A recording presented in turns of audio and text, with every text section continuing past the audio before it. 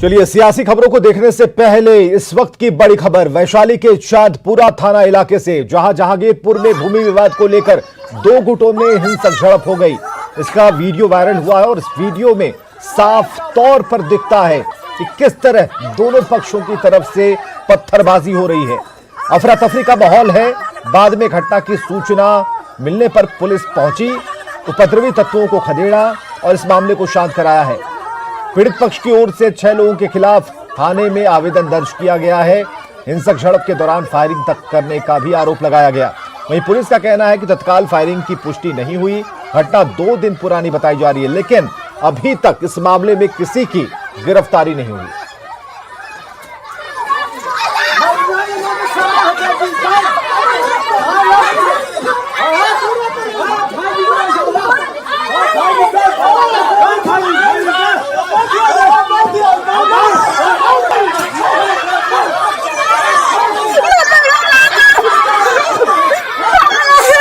और अगली खबर है खगड़िया से, जहां के कुलबारा गांव में खेत से सब्जी चुराने के आरोप में ग्रामीणों ने एक शख्स को खंभे से बांधकर पीटा। तस्वीरें आप देखिए, आरोपी को स्थानीय लोगों ने कितनी बेरहमी से पीटा है। तस्वीरों में साफ तौर पर दिखता है कि एक खंभे से बंधा एक का आरोपी है। इसे बताया गया कि इसने चोरी की है। बड़ी संख्या में भीड़ इकट्ठी है। किसी ने इस युवक को बचाने की कोशिश नहीं की। वीडियो वायरल होने के बाद पुलिस ने युवक को ग्रामीणों के चंगुल से छुड़ाया है। खगड़िया एसपी ने संज्ञान लेते हुए कानून को अपने हाथ में लेने वाले लोगों पर कार्रवाई के निर्देश दिए हैं।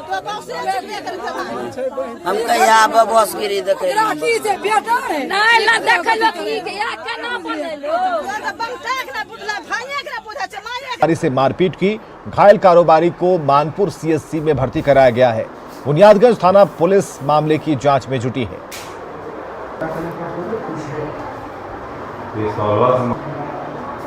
गाड़ी चला रहा था, हम पीछे। और बड़ी खबर आ रही है मुजफ्फरपुर से, जहां के मझौलिया चौक के पास NH 28 पर बस पलट गई है। इस सड़क दुर्घटना में 13 लोग घायल बताए जा रहे हैं और बताया जा रहा है कि साइकिल सवार को बचाने के दौरान बस पलट गई।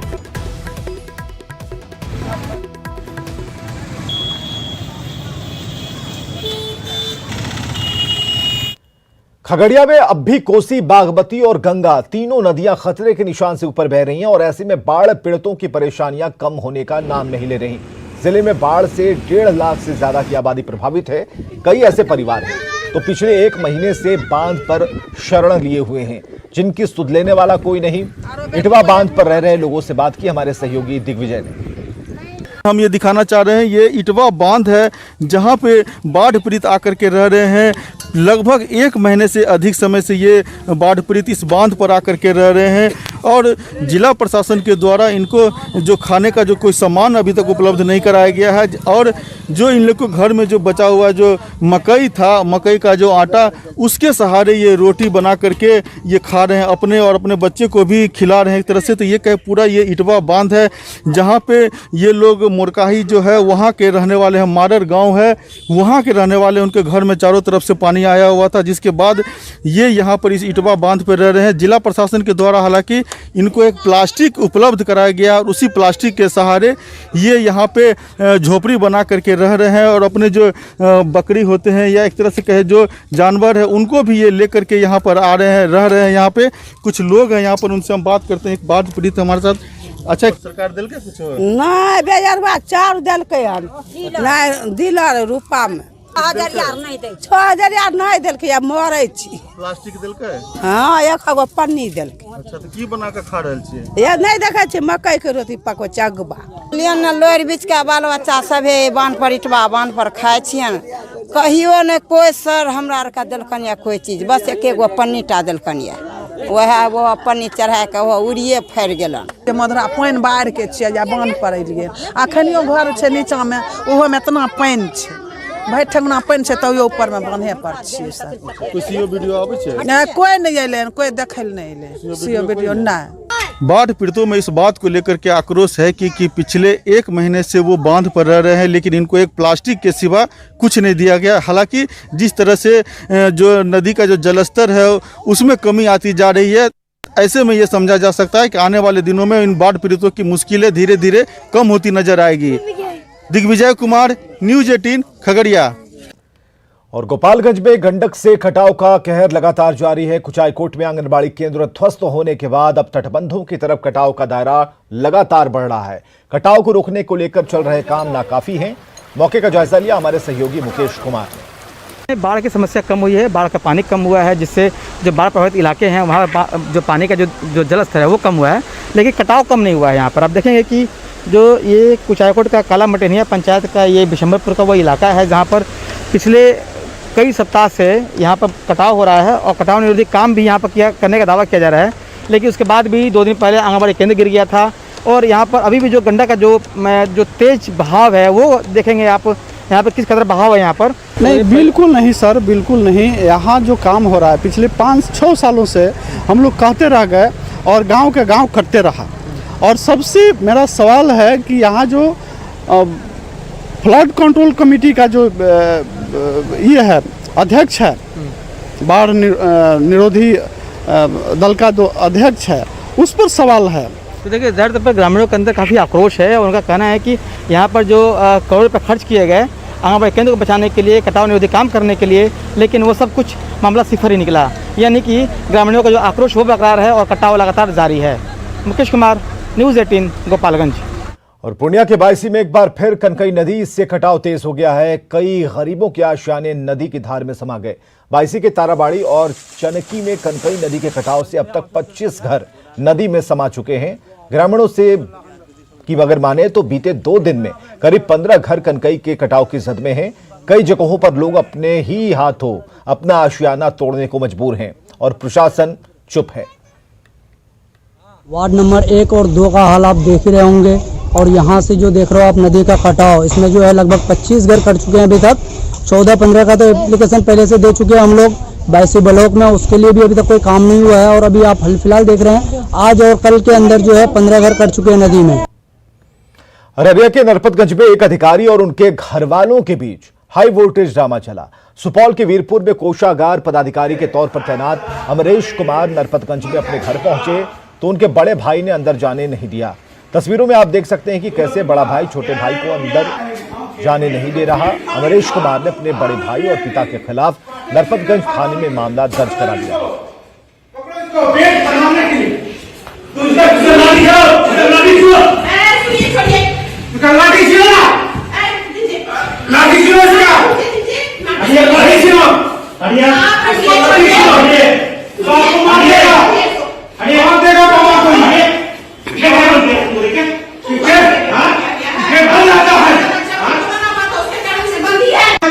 अपना घर है यहाँ नरपतगंज में, हम अपने पति के साथ आए थे यहाँ। मेरे अपने ही घर में, मेरे अपने कमरे में घुसने नहीं दिया जा रहा है। दरवाजा बंद कर लिया गया है और हम लोग को दरवाजे के बाहर ही रखा गया। पिछले सुबह से भूखे प्यासे हम लोग पूरे दिन बैठे हैं। पत्नी के साथ मेरे भाई जो जेठ हैं उनके अभद्र व्यवहार कर रहे थे। मैं बचाने के लिए दौड़ा तो वो पहले से ही मिर्ची घोर के रखे थे और मेरे पिताजी ने अपने से ही मग से फेंक करके मुझे मिर्ची डाला है। आप मेरे शरीर पर मिर्ची देख सकते हैं। मैं सबूत के लिए मिर्ची को हटाया नहीं, मेरा चेहरा लड़ रहा है। आप भी तो अधिकारी हैं। मैं अधिकारी हूँ और कानून का ही रास्ता अपनाता हूँ, इसलिए मैं थाना में बैठ करके FIR कर रहा हूँ। इधर कोर्ट के आदेश पर मुजफ्फरपुर में भी STET की परीक्षा चल रही है। हालांकि कई परीक्षा केंद्रों पर दूसरे जिलों से पहुंचे परीक्षार्थियों को काफी परेशानियों का सामना करना पड़ा और सबसे ज्यादा परेशानी महिला परीक्षार्थियों को हो रही है क्योंकि कोरोना काल में बसों में सोशल डिस्टेंसिंग का ख्याल नहीं रखा जा रहा।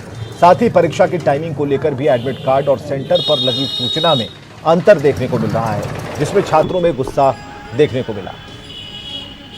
साइकिल वाले को बचाने के चक्कर में बोला का रिजल्ट क्लियर कर देते तो ज़्यादा अच्छा रहता, क्योंकि वो बोल रहे थे जो सिलेबस के कारण ही पहला एग्ज़ाम कैंसिल किया गया था। तो इस बार भी तो सिलेबस आउट नहीं किया गया। इस बार के एग्ज़ाम का भी तो वही रिजल्ट हो सकता है, फिर सरकार का मन होगा तो कैंसिल कर देगा। काफ़ी परेशानी हुई आने में और परीक्षा का सिलेबस भी जारी नहीं किया गया है। इसके बावजूद फिर से परीक्षा को लेने की पूरी तैयारी हो चुकी है। जितिया को लेकर राजधानी पटना के मछली बाजारों में भीड़ देखी जा रही है। लोग सुबह से ही मछली खरीदने दुकानों पर पहुंच रहे हैं। वैसे मछली विक्रेताओं की माने तो कोविड-19 का असर मछली मार्केट पर पड़ा है और पहले की तुलना में भीड़ कम जुट रही है। मछली मार्केट का जायजा लिया हमारे सहयोगी संजय कुमार ने।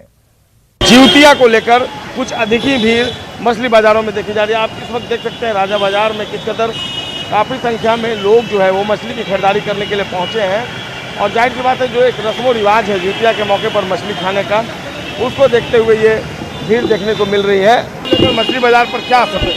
कुछ खास बाजार नहीं है सर। भीड़ तो देखी जा रही है। भीड़ तो है लेकिन वैसा जो पहले रहता था वैसा नहीं है जी, पहले जैसा नहीं है बाजार। आज क्यों नहीं है, इसका क्या कारण? अब बाजार का ऊपर डिफरेंट है, लॉकडाउन का वजह से, यही सब वजह से। बता रहे निकू की जो कोरोना है उसका भी असर मछली बाजार पर पड़ा है। हालांकि मछली बाजार में दुकानें जरूर हैं, लोग भी पहुंचे हैं। जितिया का मौका है, जितिया में कैसा बाजार?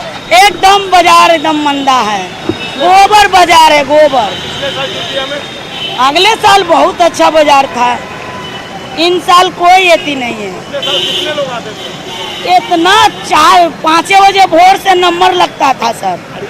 इस बार तो एकदम नहीं है, अंदीना से भी बेकार है। लेकिन लोग आ रहे हैं, अभी भी तो दिख रहे हैं। हाँ, लोग आपको ये आ रहा है, लेकिन जितिया जैसा बाजार नहीं है। क्या नाम है आपका? एकदम है नाम? हमारा नाम हीरा देवी। हीरा जी बता रही हैं कि जितिया जैसा जो बाजार होना चाहिए था वो फिलहाल पटना के मछली बाजार में देखने को नहीं मिल रहा है। एक रस्मो रिवाज है, लोग पहुंच रहे हैं, लेकिन शायद कोविड-19 का असर इस मछली बाजार पर भी देखने को मिल रहा है। कैमरा पर्सन मनोज के साथ संजय कुमार, न्यूज़ 18 पटना।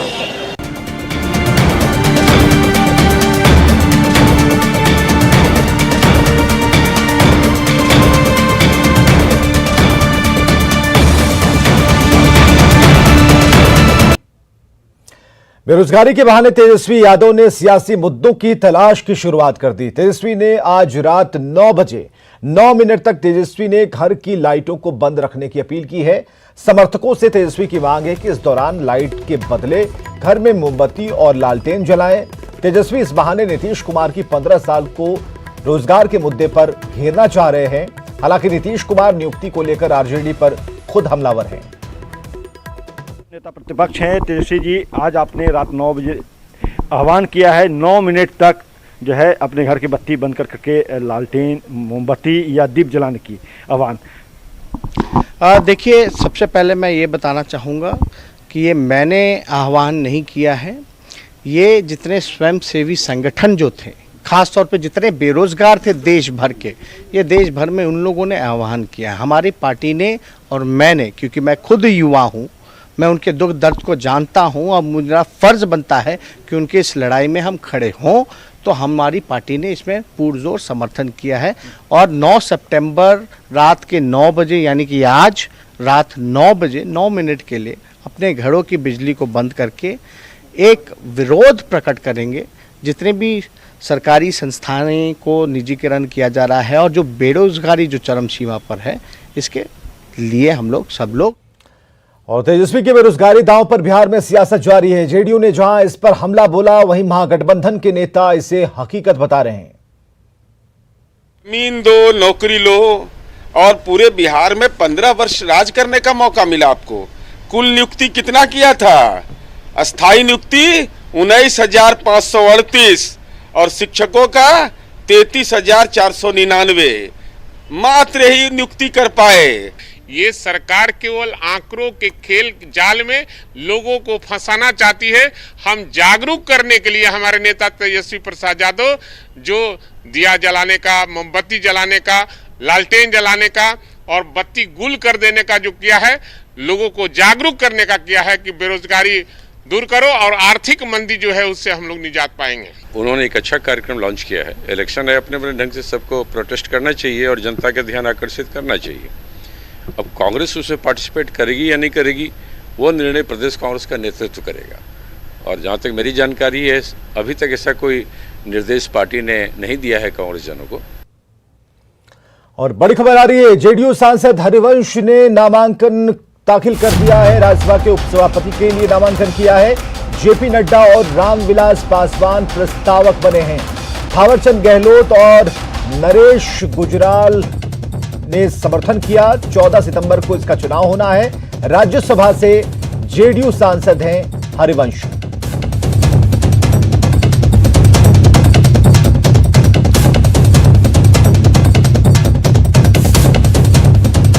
तो बड़ी खबर हम आपको बता रहे हैं, जेडीयू के राज्यसभा सांसद और वरिष्ठ पत्रकार हरिवंश एक बार फिर से उन्होंने नॉमिनेशन किया है, नामांकन किया है। और एनडीए ने हरिवंश को एक बार फिर से उपसभापति पद के लिए उम्मीदवार बनाने का फैसला किया है। इस वक्त की बड़ी खबर, जेडीयू सांसद हरिवंश ने नामांकन किया है।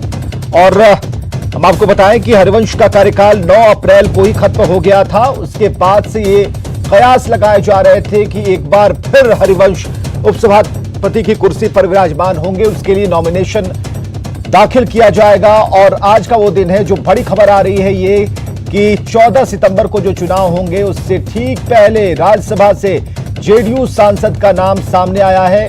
हरिवंश ने नॉमिनेशन कराया है। जेडीयू सांसद हरिवंश ने नॉमिनेशन किया है राज्यसभा के उपसभापति पद के लिए। तो जेडीयू के हरिवंश फिर बन सकते हैं राज्यसभा के उपसभापति।